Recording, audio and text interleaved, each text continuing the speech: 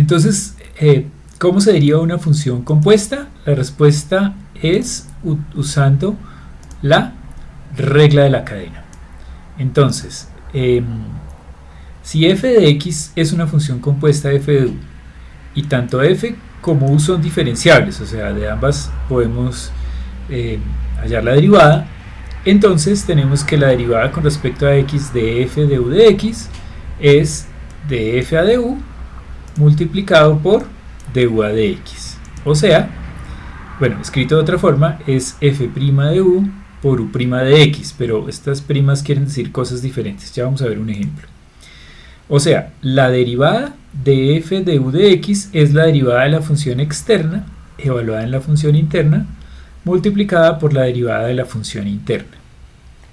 Entonces, pues esa es la regla de la cadena. La primera vez que uno lo lee, esto le parece un poco como un trabalenguas, pero ya vamos a ver unos ejemplos para ponerle un poquito de sentido.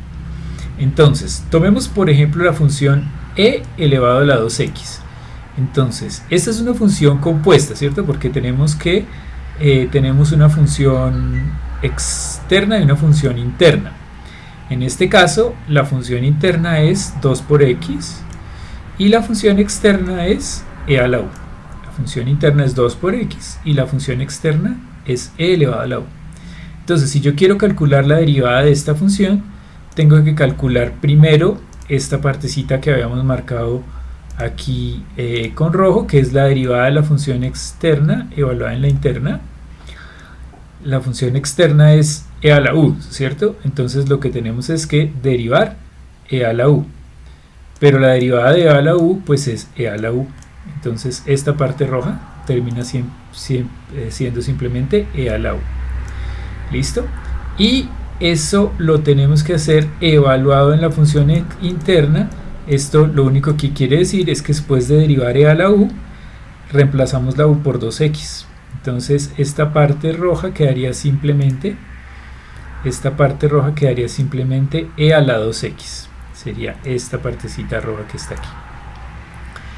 Y la siguiente parte es multiplicada por la derivada de la función interna. En este caso la función interna es 2x, entonces la derivada de 2x pues es simplemente 2. Entonces, uniendo todo eso, me queda que la derivada de e a la 2x es e a la 2x por 2, pero pues a los matemáticos esto nos parece desordenado, entonces nos gusta escribirlo como 2 por e a la 2x. Aunque estas dos funciones son equivalentes, pues esta es la forma que la van a ver con más comúnmente, porque es la que nos parece que es la mejor, la más bonita, por decirlo así. Miremos otro ejemplo. Tomemos otra función, por ejemplo, la función x más 3 elevado a la 4. Entonces, tenemos una función interna que es x más 3, ¿cierto? Si yo fuera a evaluar esta función, lo primero que tengo que hacer es x más 3. Y tenemos una función externa que es u elevado a la 4. Entonces, después de que hago esto, lo siguiente es elevar a la 4. Entonces, la función externa es u a la 4. Entonces, vamos a ver cómo sería esto en términos de la derivada.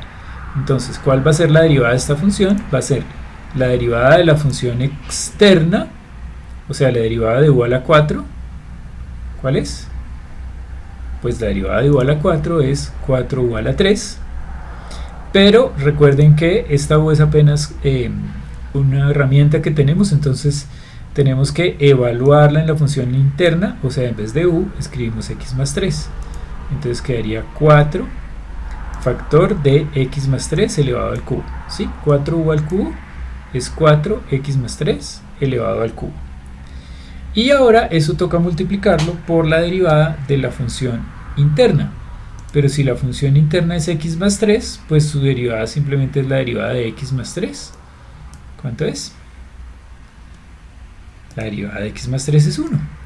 Entonces, como conclusión, la derivada de esta función sería la derivada de la función externa evaluada en la función interna, o sea, 4x más 3 al cubo, multiplicado por la derivada de la función interna, que es 1, o sea, 4x más 3 al cubo por 1, o sea, 4x más 3 al cubo.